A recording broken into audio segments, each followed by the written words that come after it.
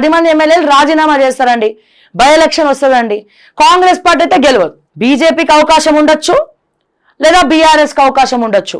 కానీ లేకపోతే ఇప్పుడు మళ్ళీ ఏదో అనౌన్స్ చేయబోతున్నాడు అని చెప్పి తెలిసింది, బీసీలకు సంబంధించిన పార్టీ. ఆయన కనుక నిజంగా స్టెబిలిటీ తోటి, మొండి పట్టుతోటి, మొండి ఏదైతే అది అయింది అని కనుక సీరియస్గా తీసుకుంటే అట్లీస్ట్ 1-2 సీట్లన్నా గెలుచుకునే అవకాశం ఉన్నది తీన్మార్ మల్లన్న.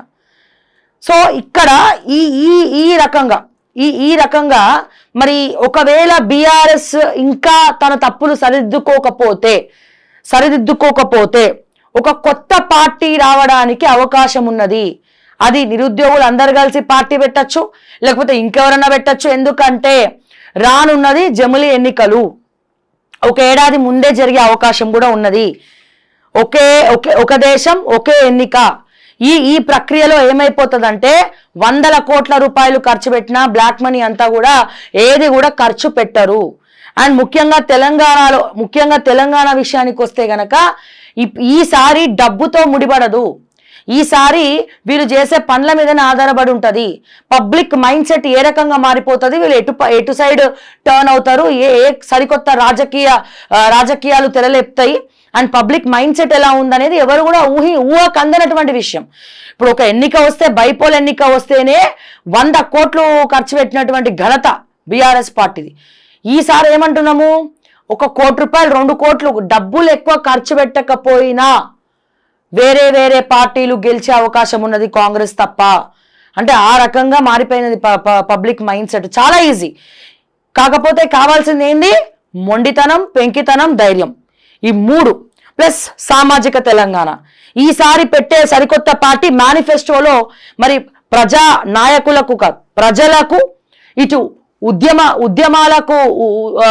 ఉద్యమకారులకు అండ్ అలాగే నిరుద్యోగులకు, విద్యార్థులకు సో ఒక సరికొత్త అంటే ఉచిత విద్య కావచ్చు, కార్పొరేట్ స్థాయిలో ఉచిత విద్య కావచ్చు, ఉచిత వైద్యం కావచ్చు.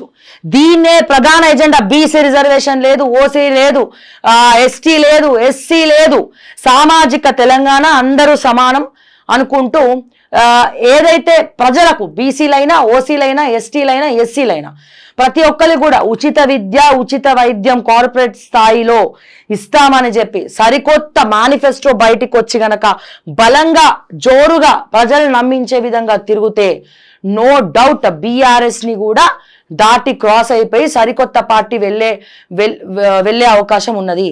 కానీ ఆ కొత్త పార్టీ ఎవరు పెట్టినా దాన్ని బలంగా ముందుకు తీసుకెళ్ళాలి. అంటే మొండి ఎన్ని కేసులు పెట్టినా, ఆఖరికి చంపనీకి వచ్చినా, కుట్రలు చేసినా, కుతంత్రాలు చేసినా వాళ్ళ మనోధైర్యం కోల్పోకుండా అదే స్థాయిలో ఎవరైతే ముందరికి వెళ్తారో నో డౌట్ వాళ్ళు ఖచ్చితంగా ప్రజానాయకుడు అనిపించుకుంటారు. సో ఇవన్నీ చేస్తే గనక సో డెఫినెట్గా ఓ సరికొత్త పార్టీకి అవకాశం ఉన్నది. లేదు మేము ఇట్లనే ఉంటామంటే బీఆర్ఎస్ని కూడా ఎవరు చూడరు.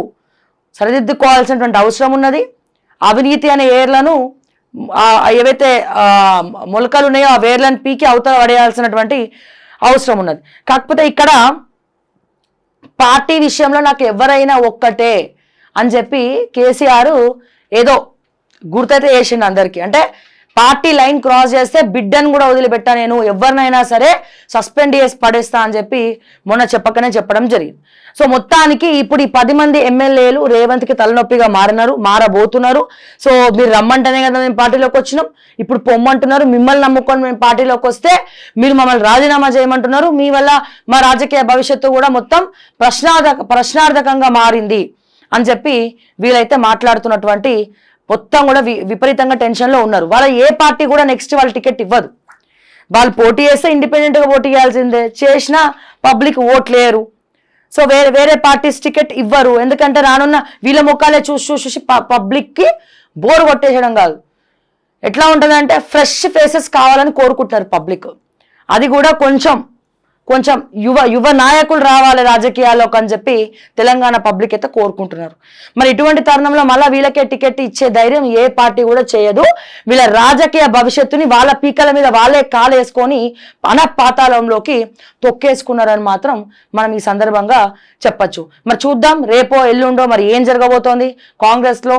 వీళ్ళ పంచాయతీలు అయితే తలనొప్పిగా మారింది. సో రాహుల్ అయితే చెప్పకనే చెప్పేసిండు, ఖచ్చితంగా వాళ్ళు రాజీనామాలు చేసి తీరాల్సిందే అని చెప్పి. ఒకవేళ వాళ్ళు ఎప్పుడది కోర్టు ఎట్లాగో నెక్స్ట్ ఏం చెప్తుంది, ఈ 10 మంది ఎమ్మెల్యేలు రాజీనామాలు చేయండి అని చెప్తారు, లేదా సస్పెండ్ అన్న చేయమని చెప్తారు స్పీకర్కి.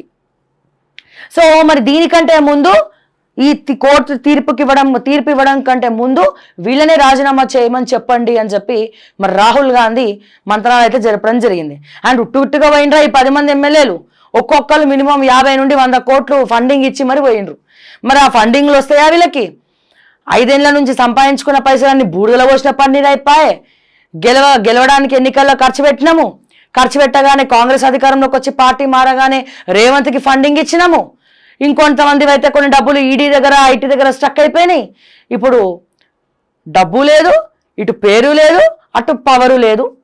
ఈకల్ వీడే పీకేసినటువంటి కోడి లెక్క అయిపోయినది ఈ 10 మంది ఎమ్మెల్యేల పరిస్థితి. మరి దీని గురించి మీరేం మాట్లాడతారో కామెంట్స్ రూపంలో తెలియజేయండి. అతి త్వరలో మరి రాజీనామాలు అయితే జరగబోతున్నాయి. ఇది నిన్నైతే మీటింగ్ ఒక పరమార్థం, చాలా సీక్రెట్గా రేవంత్ రెడ్డి గారు అయితే మరి ఈ వాళ్ళందరినీ పిలిపించడం జరిగింది. కానీ కడియం శ్రీహరి మాత్రం అక్కడికి రాలేదు.